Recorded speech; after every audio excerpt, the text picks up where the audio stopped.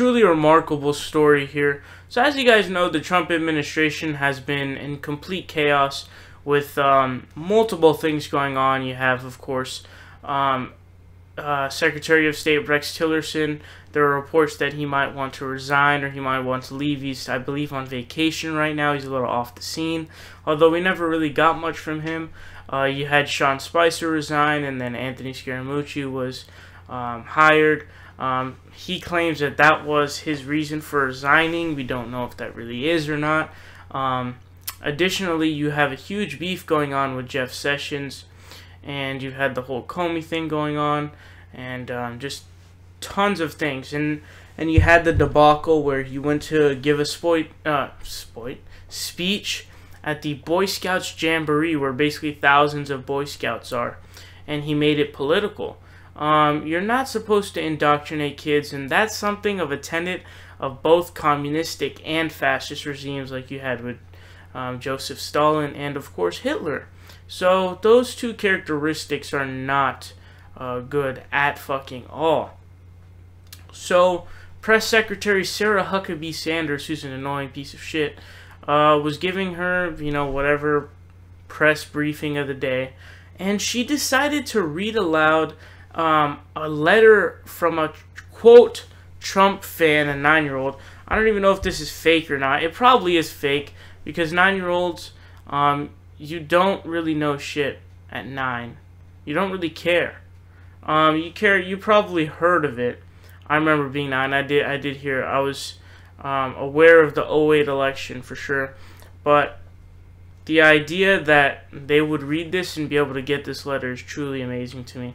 But this is what Business Insider says. They say, opening her first press briefing as White House press secretary, Sarah Huckabee Sanders answered questions posed by a 9-year-old named Dylan in a letter to President Donald Trump. Quote, to remind us a little bit more often about some of the forgotten women and children that we're here to serve and that the president is fighting for, we're going to start the White House press briefing every once in a while with a letter or an email that we may receive from some of those individuals, Sanders said, before reading Dylan's letter aloud.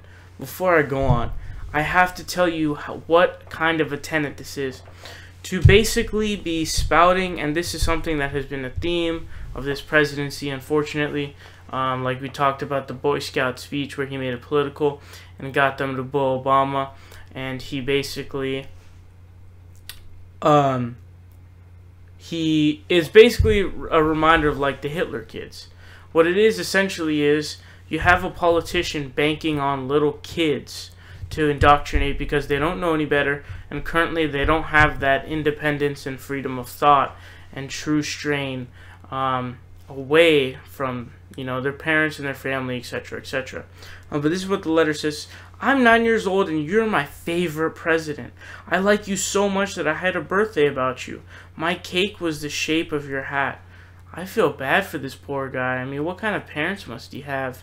Because clearly it's his parents who are the phone. If this person is really truly representing what the kid thinks, or if it's even the kid, I don't think so.